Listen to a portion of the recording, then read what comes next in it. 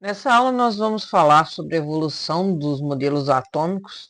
Bom, o primeiro modelo atômico proposto ali após as leis ponderais de Proust e Lavoisier foi o modelo de Dalton. Quem que era Dalton? Dalton ele era um físico, químico, matemático, meteorologista, e ele teve várias contribuições na ciência, né? Não só na teoria atômica, como lá na biologia, o estudo do daltonismo e na meteorologia, enfim, devido a essa multiplicidade de dons que ele carregava, de estudos que ele fazia. Com relação ao modelo atômico, ele fez alguns postulados baseados nas leis ponderais, que foram os seguintes.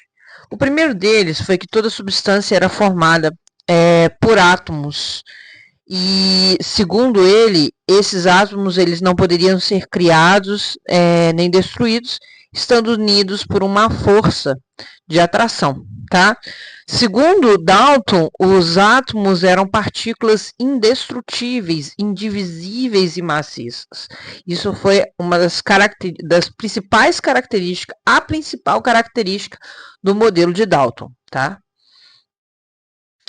Outro postulado que ele falou foi que todos os átomos de um determinado elemento são idênticos em massa e em suas propriedades. E aí, nós podemos observar aqui, ó, por exemplo, o Dalton falava que os átomos azuis eram, por exemplo, de nitrogênio, o oxigênio aqui em vermelho e o cinza hidrogênio. E todos eles eram idênticos em termos de massa, né? Termos de massa e de suas propriedades. Aqui houve um erro conceitual, porque Dalton não sabia da existência ainda dos isótopos, que são elementos que têm a mesma característica, são idênticos, na verdade, né?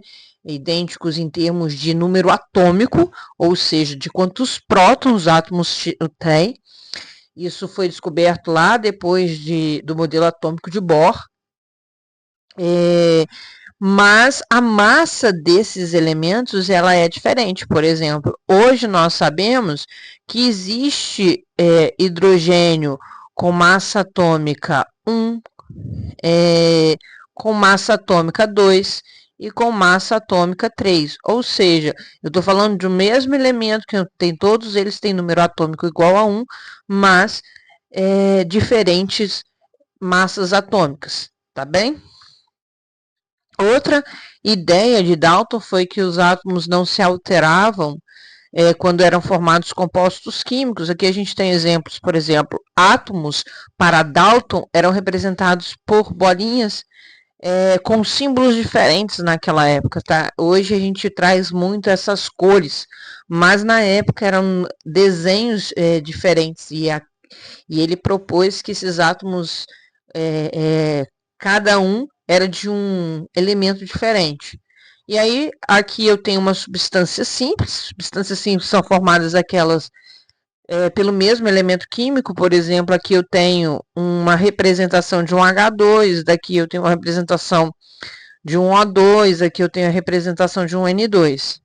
Para Dalton, por exemplo, aqui em cima dos átomos, ó, eu teria um hidrogênio, um oxigênio, um nitrogênio e um carbono. E quando eles formam substâncias simples ou compostas, eles não perdem essas características. Por exemplo, substâncias compostas são aquelas formadas por mais de um átomo. Aqui eu tenho uma molécula de água, um oxigênio e 2 hidrogênios. Seria isso. Os hidrogênios eles não vão perder a sua característica, nem o oxigênio.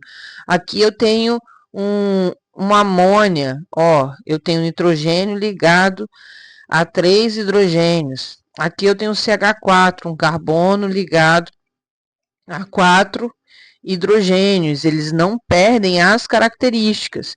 E aqui eu teria um dióxido de carbono, que é um carbono ligado a 2 oxigênios, e eles não vão perder a característica quando formam compostos. Essa é a ideia de Dalton e que a gente sabe que está correta, né? O átomo ele não perde a sua característica inicial após ele formar uma substância simples ou uma substância composta.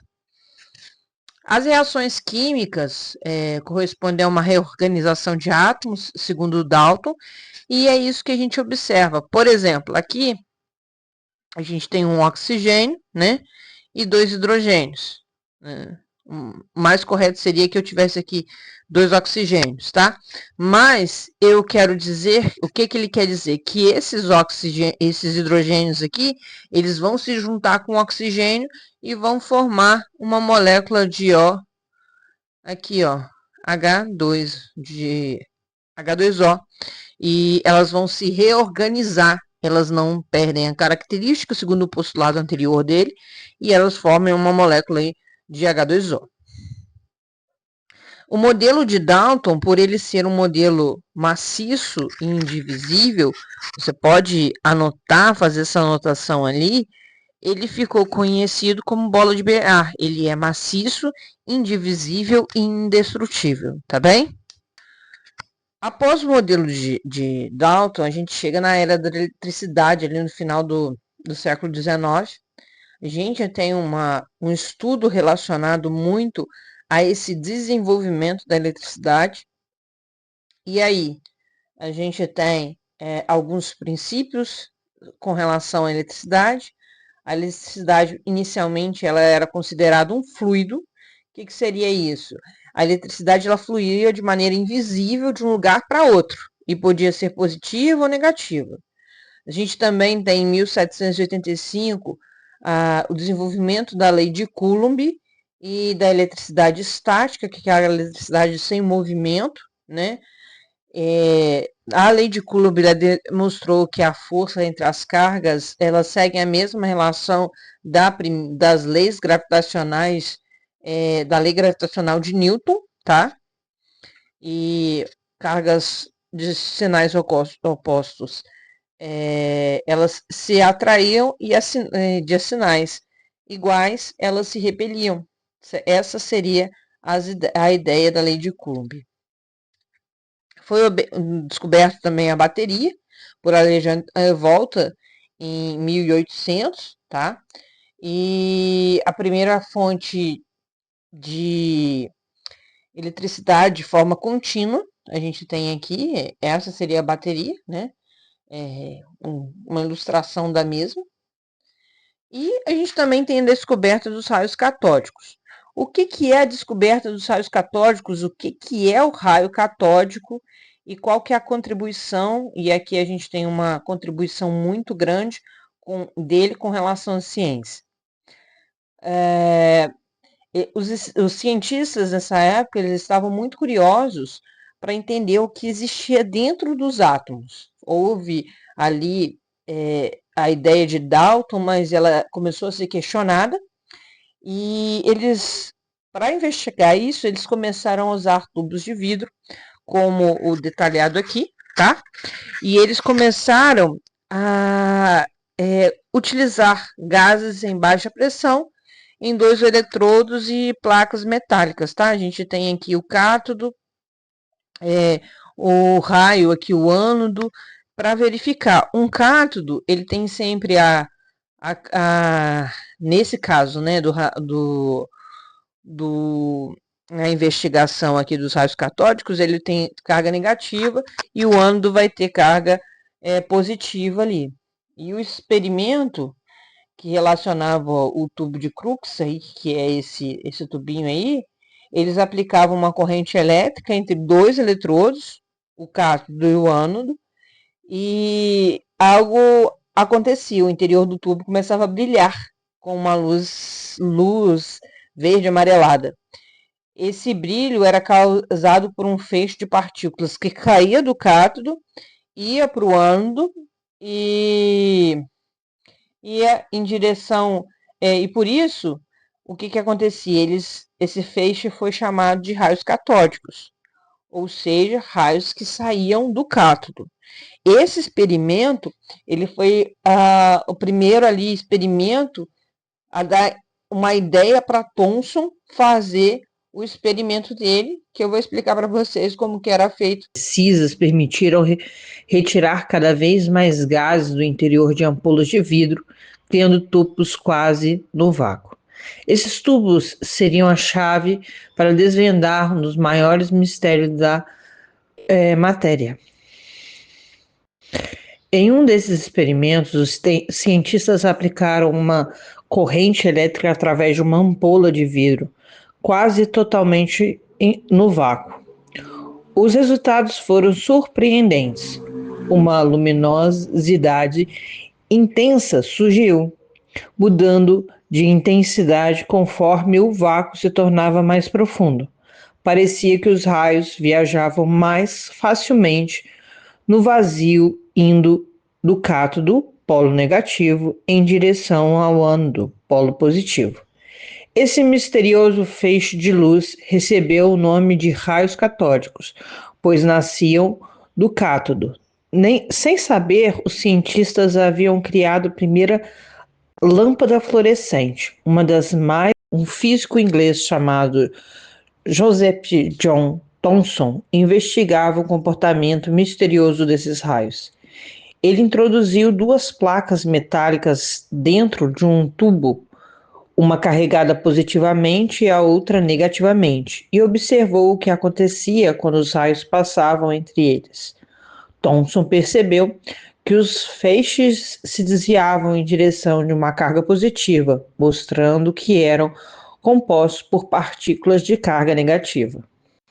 Thomson concluiu que os raios catódicos não eram ondas de luz, mas sim fluxos minúsculos, partículas negativas muito menores que os átomos. Nascia ali a descoberta dos elétrons, a primeira partícula subatômica conhecida. Essa revelação abalou o modelo atômico de Dalton, que considerava o átomo uma esfera invisível, e abriu caminho para uma nova era da física e da química. Então, com esse experimento, Thomson pôde verificar que os raios catódicos eram formados por partículas que possuíam massa. A gente vai descobrir que essas massas são pequenas e carga negativa. Ele fez a razão carga-massa e observou um pequeno valor dessa forma, concluiu que as partículas que compunham os raios catódicos estavam presentes em toda a matéria e ele deu o nome de elétrons. Então, eletricidade, eu falo que eletricidade tem um nome elétron dentro, quer dizer o quê? Movimento de elétrons, tá? Então, por isso que Thomson trouxe essa ideia aqui. O modelo de Thomson ele ficou conhecido como o modelo de pudim de passas. Depois da descoberta, iniciou-se em 1896 a descoberta ali da radioatividade por Becquerel. Ele identificou que a radiação do urânio, que ela era espontânea, né? O que seria essa radioatividade? O que seria essa ideia? Era a emissão de partículas de radiação sem uma fonte de energia. Era espontaneamente, e é o que acontece com o urânio, que a gente percebe, ele é um emissor de partículas, não só urânio, mas também urânio natural. Baseado nisso, o casal Marie e Pierre Curie, eles em 1898, eles aprofundaram esse estudo e eles descobriram dois elementos, o elemento polônio, né, que era em homenagem ao local de origem deles, e o rádio, né, eles eram da Polônia, e o rádio, e demonstraram que certos átomos também, outros átomos possuíam a capacidade de emitir de forma contínua. Marie Curie foi o primeiro prêmio Nobel, né, duplo, né, em química e física, devido à descoberta a primeira mulher a ganhar prêmios Nobel, né, devido à descoberta desses elementos, né, e depois ela acabou perdendo a sua vida no final, né, da sua vida, devido a ter radioatividade, trabalhar muito com compostos radioativos, e ela se tornou, as suas coisas, ela se tornou uma emissora de partículas devido ao contato ali, né? Então ela tinha muitas coisas radioativas. Com isso, o modelo de Rutherford ele foi então baseado na radioatividade, e aí você vai ter o Rutherford ele vai pegar esse conhecimento que tinha até o momento e ampliar, investigar e trazer ele para a física nuclear e revelar a formulação do modelo nuclear do átomo, revolucionando a ciência do século XX. No século XIX, Rutherford realizou um experimento que permitiu ele descobrir a existência do núcleo atômico. Nesse experimento, tinha-se uma caixa de chumbo, onde tinha a emissão de partículas alfas a partir de uma abertura. As partículas alfa elas possuem natureza positiva, e a emissão permitia com que essas partículas fossem diretamente chocando-se a uma folha de ouro. Nessa folha de ouro, a maioria das partículas elas não sofriam desvio, e uma pequena parte voltava a um ângulo de 180 graus. Esse experimento permitiu que Rutherford descobrisse os prótons, que são partículas elementares de carga de natureza positiva, e o núcleo, que é denso e maciço. E ao redor desse núcleo a gente tem a eletrosfera. Então, qual foi a explicação que Rutherford trouxe para o seu experimento? Né? Ele observou que a maioria das partículas elas não se desviavam, ela era aqui direto, passava pela folha de ouro e ia direto. Então, a maioria das partículas atravessavam sem desvio, indicando que o átomo é majoritariamente um espaço vazio. Tá? Na região de 2, onde houve um pequeno desvio, sugeriu a presença de uma região carregada positivamente, que fez a repulsão ali dessas partículas alfas, que são partículas de natureza positiva, mas devido à quantidade de partículas que foram desviadas, ele concluiu que era uma região muito pequena, muito densa, tá? E também isso ele permitiu com a região 3 ali, que era a que voltavam ali um ângulo de 180 graus, permitiu verificar que existia alguma região que era densa, pequena e com carga positiva, onde essas partículas colidiam diretamente, e a natureza dessa região era uma natureza semelhante à partícula alfa, que era a partícula positiva. Então, o que Rutherford propôs? Qual foi o modelo que ele propôs? O modelo de Rutherford ficou conhecido como modelo planetário. E nesse modelo planetário, Rutherford ele descobriu e deu nome aos prótons, tá? Os prótons são as partículas positivas que estão no núcleo, que é denso e maciço, tá? Então, aqui no centro do átomo eu tenho prótons, certo? E ao redor desses prótons eu tenho elétrons. Esse foi os elétrons ali em órbitas, né? Em órbitas não, o Rutherford não falou de órbitas, né? Em movimentos ali contínuos, segundo Rutherford. Tá? O modelo de Rutherford ele trouxe muitas contribuições para a ciência, e nós vamos falar um pouquinho sobre o problema do modelo de Rutherford também e as suas contribuições. O modelo de Rutherford ele não foi aceito muito por conta de um problema de instabilidade. Segundo Rutherford, esse elétron ele ficava em movimento. E segundo a teoria eletromagnética, uma carga elétrica acelerada irradia energia na forma de radiação eletromagnética. E se ele tem ali uma órbita ao redor do núcleo, né, o elétron, a gente precisa entender que ele é uma partícula negativa.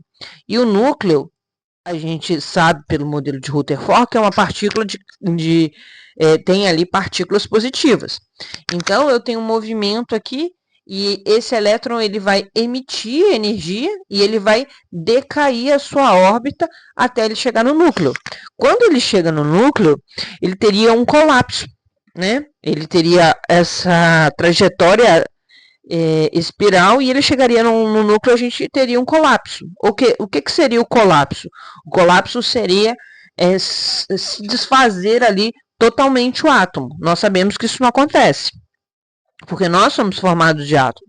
Então, esse foi um dos viés mais importantes para o surgimento dos postulados de Bohr, que é o próximo modelo que surgiu após Rutherford.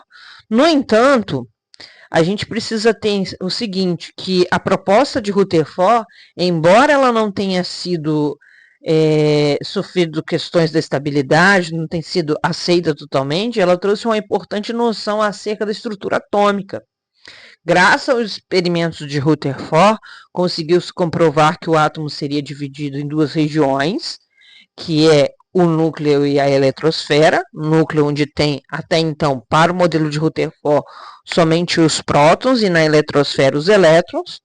Além disso, ele conseguiu comprovar que o núcleo concentraria quase toda a massa atômica, além de apresentar caráter positivo e cerca de 1 sobre 100 mil o tamanho total do átomo. Então, o núcleo seria pequenininho. O modelo ainda serviu para inspirar o Bohr, né? O Bohr já estava ali o Bohr foi um aluno de Rutherford, olha que interessante. Ele já estava ali na era da mecânica quântica, que é a contribuição que a gente vai ver no próximo modelo. E não é à toa que você encontra por aí, às vezes, o modelo atômico de Rutherford, aliás, de Bohr, sendo chamado de Rutherford-Bohr, porque o Bohr ele pegou o modelo de Rutherford e trouxe as explicações que o Rutherford naquele momento não foi capaz de trazer. Mas o modelo de Rutherford tem sua importância e tem uma grande importância para o desenvolvimento científico da humanidade.